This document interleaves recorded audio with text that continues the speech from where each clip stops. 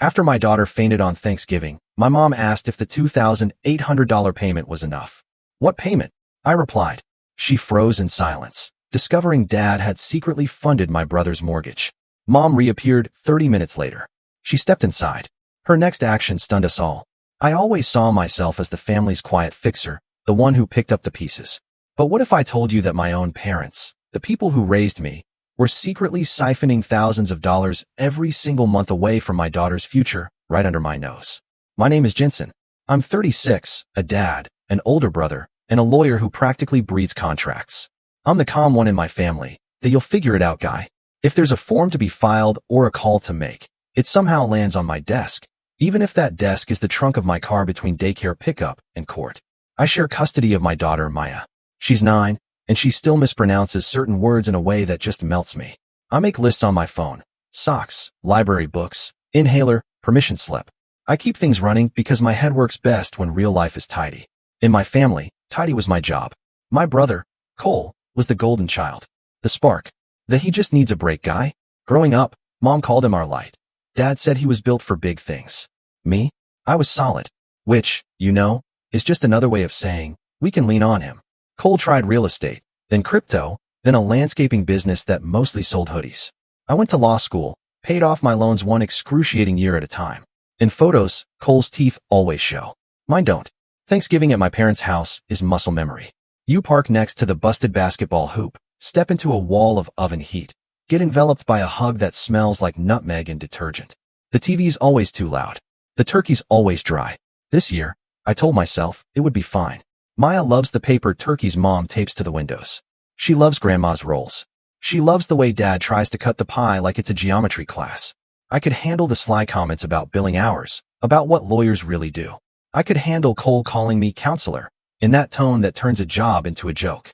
We walked in, and Cole was already there, arms wide, voice even wider. There he is, the man who knows every loophole. He ruffled Maya's hair. How's my favorite niece? I'm your only niece, she deadpanned. Serious? He roared with laughter like she'd just delivered the funniest joke in the world. Mom floated from the kitchen, cheeks flushed, apron on. Jensen, you look thin, she said, handing me a plate of carrots. Eat. Don't work through dinner this time. I don't work through dinner, I replied. You think about work. Dad yelled from the living room. Same thing. We sat. We said the same prayer. Dad carved. Cole talked. Mom kept sliding food onto my plate like I was a one-man buffet. The noise rose and fell. Then, Maya tapped my arm. Can I have a roll now? She whispered. In a minute, I said. 10 minutes later, Maya set her fork down. Dad, she said quietly. My chest went tight. I turned to her. Show me where. She put her hand over her sternum. Her face was a shade too white. Breathe, I said, doing it with her slow. Her eyes went wide for half a second, then fuzzy, then she swayed. Call 911. I said. Calm. Automatic. My voice doing what my insides couldn't. Chair scraped. Mom gasped. Dad froze, carving knife midair. Cole stood like he might catch a plate. I caught Maya. The EMTs arrived fast. Oxygen. Questions. Their certainty filled the room like cool air. Dehydration, they said. Maybe anxiety plus excitement. Maybe the room was too warm. They recommended a quick check at the ER because of her asthma history. I nodded at every word because that's what you do when your brain is on fire. At the ER, the fluorescent lights made everything look brutally honest. Maya's color came back. Her breathing was normal. She fell asleep, her hand in mine, hair stuck to her forehead. I sat there, counting seconds, pretending to read a poster about hand washing. Mom came in, holding a paper cup of water, a small, worried smile on her face. She didn't sit. Is the allowance still enough? She said, like we were mid-conversation. The $2,800 your father sends every month. I blinked. What allowance? Her mouth opened and closed once. She stared at me like I'd just spoken a foreign language. Her eyes shifted to Maya, then to the hallway. I'll be right back, she stammered and left. 30 minutes later, there was a knock. Same door, same humming light. Mom stepped in, closed it behind her, and locked it with a neat click. She held a small folder. She looked like someone walking in to testify. What she did next, it shocked everyone. I didn't know it yet, but that one question had a whole ledger behind it, and my name was inked everywhere.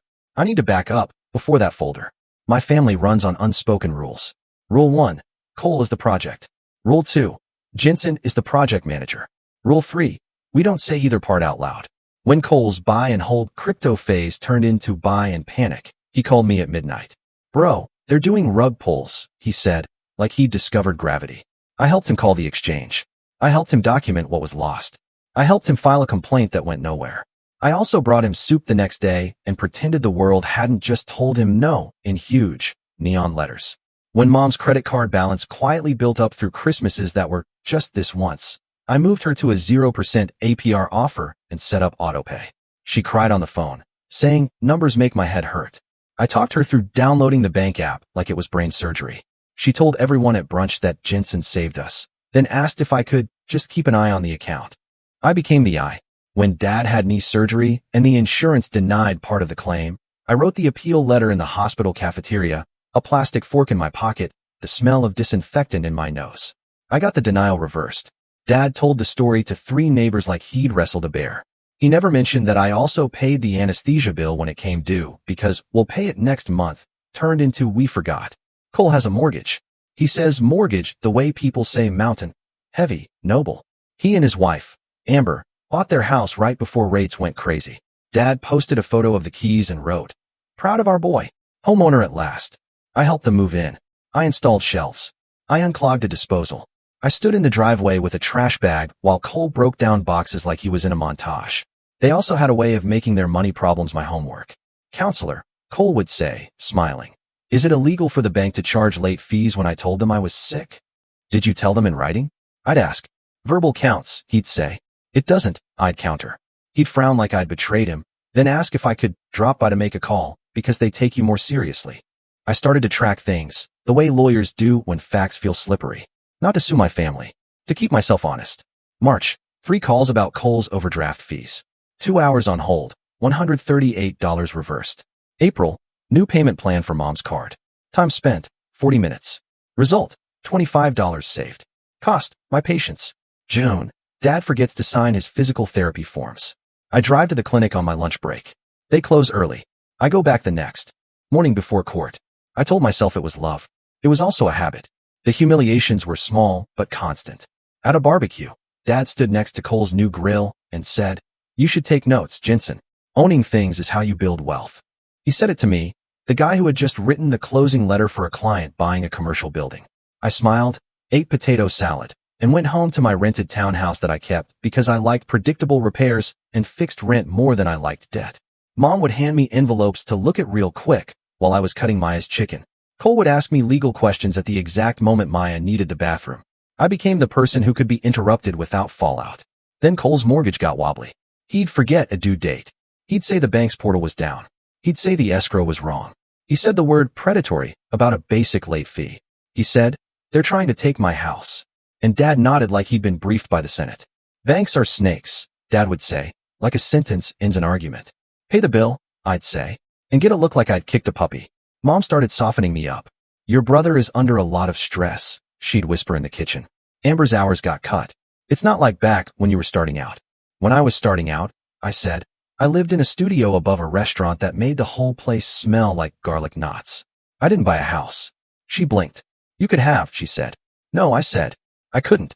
Dad started using "we" in a way that had my name pressed flat underneath. "We need to help him through this patch," he said on the phone one night. "We'll all do our part." "What is our part?" I asked. "You make more than he does," he said, like a weather report. "I also have a child," I said. "Cole wants kids someday," he countered. "Someday is not a budget item," I snapped. He sighed. "You're being difficult." I thought about boundaries. I thought, and then I did very little. I answered fewer texts at night. I let calls go to voicemail while I was brushing Maya's teeth. I told myself this was progress. Then the weird stuff started. Mom would say things like, "Is Maya okay for next month, with extras?" "Extras," she'd say. "Your father says the allowance is generous," with this proud tilt to her chin.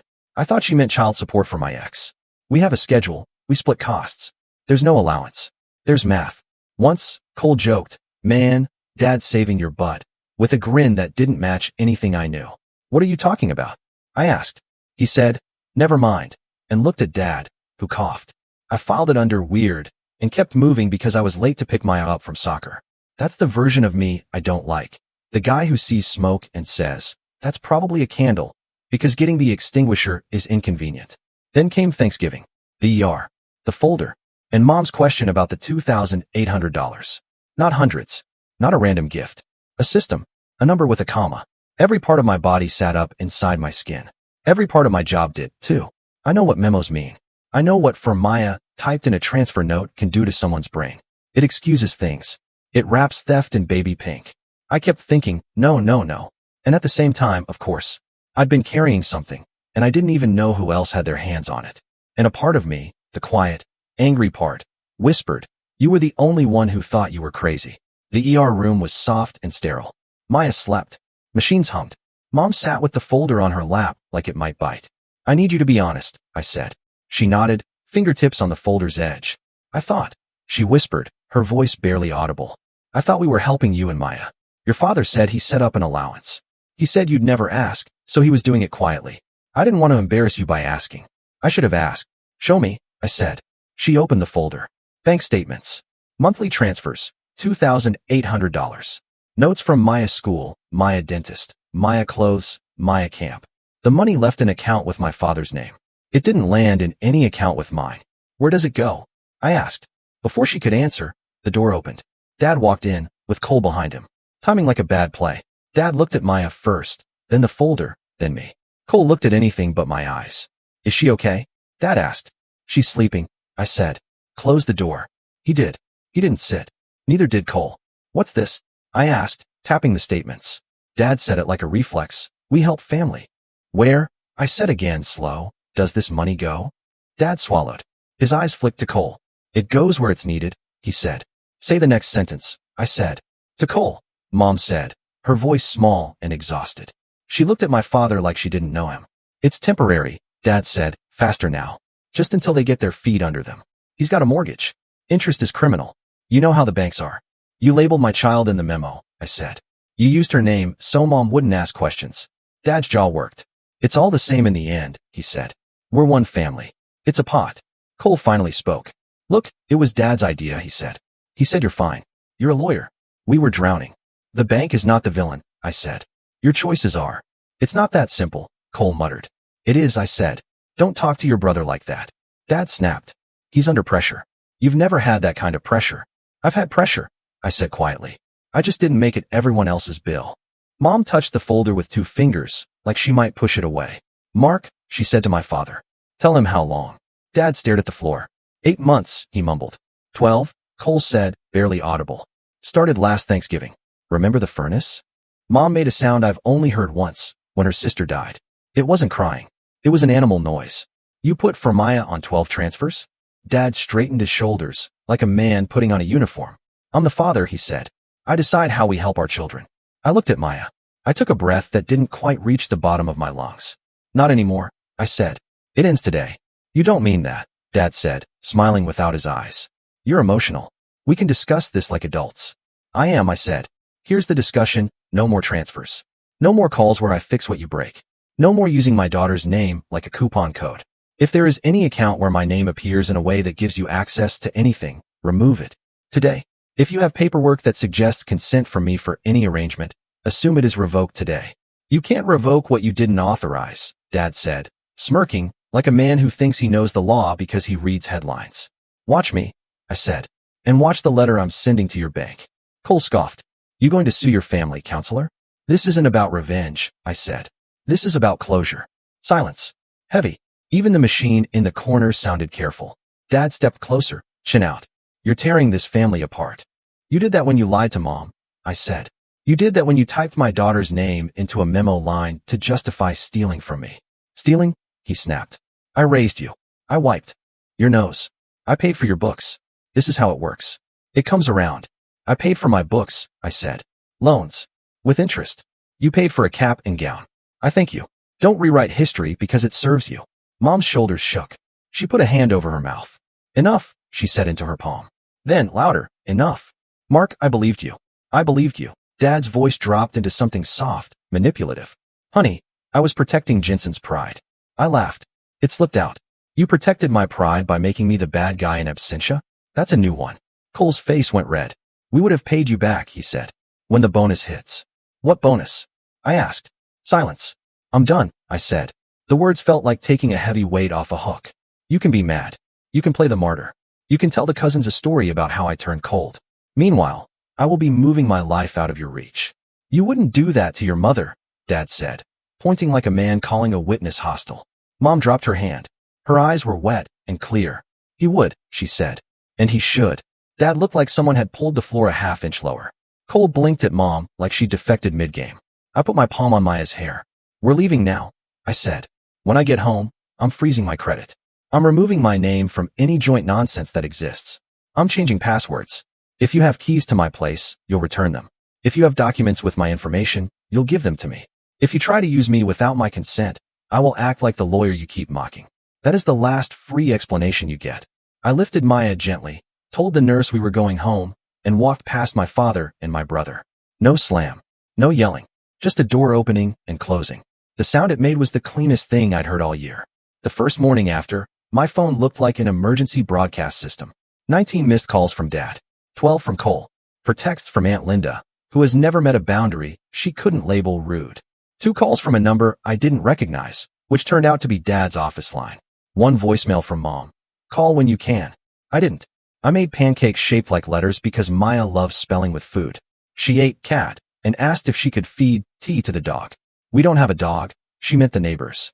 I said no, and she laughed like I'd made a joke. While she watched a cartoon, I opened my laptop and made a bullet list like a client had handed me a crisis. Freeze credit. Pull credit reports. Check for any weird accounts. Remove my name from any for convenience additions at Mom's bank. Change every password and enable 2-factor on everything. Update Maya's school pickup list. Me, her mom, our neighbor Rita. No grandparents.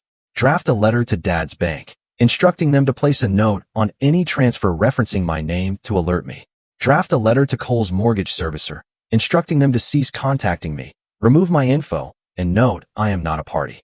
Gather any mail with my info at my parents' house. Put a hold on new credit offers. I did them one by one, between snack breaks and refilling water bottles.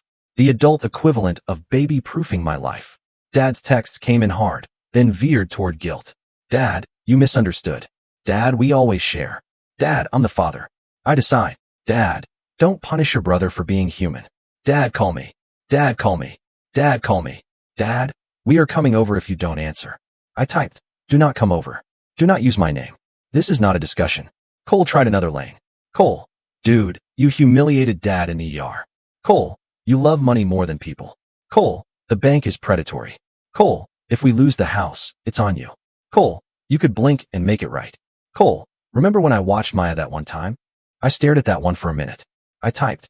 You watched her for 2 hours in 2019. Thank you. And then I muted the thread. Mom's text was simple. Mom, I'm sorry. I should have asked.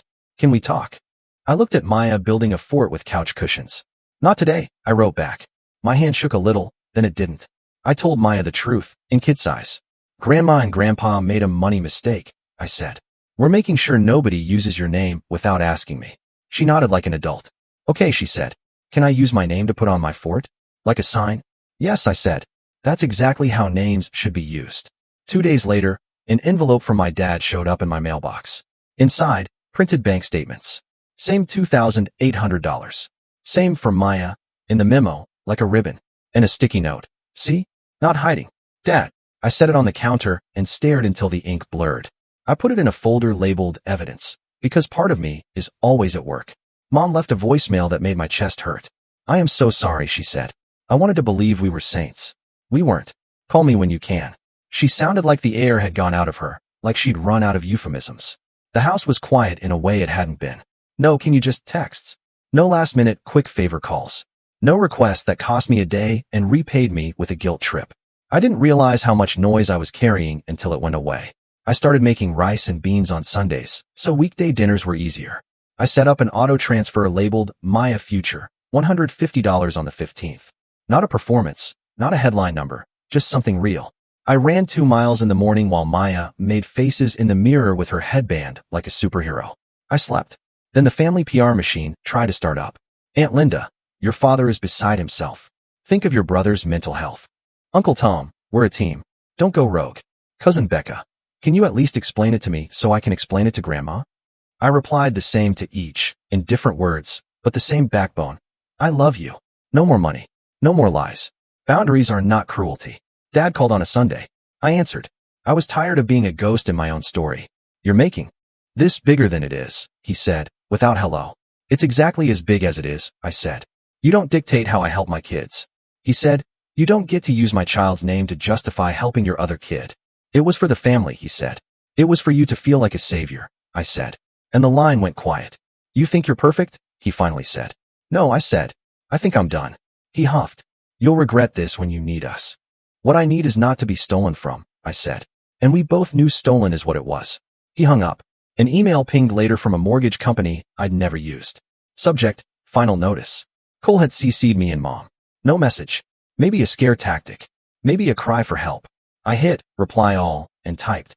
Please remove me from this thread. I am not a party to this loan. Do not contact me again. I signed it with my name and attorney at law, because sometimes you have to speak in dialect. I told Maya we'd skip Sunday dinner at Grandma's for a while. She pouted. Then she asked if we could make our own rolls. We bought yeast. They came out dense and weird, and we ate them with butter and laughed. A week later, Mom asked to meet at the park near my place. Public. Neutral. I said yes. She sat on a bench with a small envelope and a huge apology in her eyes. I opened my own bank account, she said, like a confession. I should have years ago. I'm proud of you, I said. She handed me the envelope. Copies, she said. In case anyone tries to rewrite the story. I didn't want to need them. I took them anyway. She looked at the ducks, because eye contact was hard. I believed what I wanted to believe, she said. That we were helping you. That your father had softened. It made me feel like we were good parents again. I'm sorry. I know, I said. I was busy believing my version too. That if I kept doing, things would change. They didn't. She nodded. I told your father he can't use your name like a hammer anymore, she said. He's angry. He can be angry, I said. He can also be alone with that anger. She winced. Yes. I'm not punishing him, I said. I'm just not joining. She swallowed, then smiled, tired. You always were stubborn. I learned from the best, I said, and we both laughed a little. On the way home, Maya asked if Grandma was still mad. I said, probably at herself more than anyone. Maya nodded like she understood more than she should. Cole texted that night. Cole, so that's it? You're just out on me. I'm out of being used, I replied. I'm not out of being your brother, if you ever act like one. He didn't reply. He sent a thumbs-up reaction 2 days later, like a man signing for a package. Life went on in small, good ways. I took Maya to the cheap movie theater with sticky floors. We made a calendar for chores and put silly stickers on it. I went to bed earlier. I checked my email less. The silence that used to scare me started to feel like air. There was no reunion speech or miracle apology. The call slowed. The group chat went quiet. And the distance settled into an honest, livable normal. Mom checks in about Maya, catches herself before asking for favors. Brings soup. Leaves on time. Cole still blasts monthly about to pop texts. I keep them muted. If he ever asks like an adult with a plan, I'll consider it once. Dad and I stick to weather and traffic. It's not pretty, but it's true. I don't retell the saga. I know what happened, what I chose, and why. With fewer holes, my money leaks less. The bigger win is time. More patience for Maya's too long bedtime stories. More quiet nights without shower arguments. The moral is simple. Love doesn't cancel math. Family isn't a wallet password. Writing for Maya on a transfer doesn't turn taking into giving. I'm not an allowance or a safety net. I'm Maya's dad, a brother, a son. None of that requires bleeding on command. I don't need revenge. I needed a closed door. Now, no is a policy. I won't let my daughter's name be a coupon. Or, we mean you pay. I'm choosing a boring, good life on purpose. Pancake letters. A 15th of the month transfer. Bad rolls with butter. A calm phone. And one sentence that still fits. This isn't revenge. It's closure. The lock clicked. I'm holding the key. What would you have done in my place? Have you ever had to draw a line with your family, even when it felt impossible? Tell me what you think. I really want to know.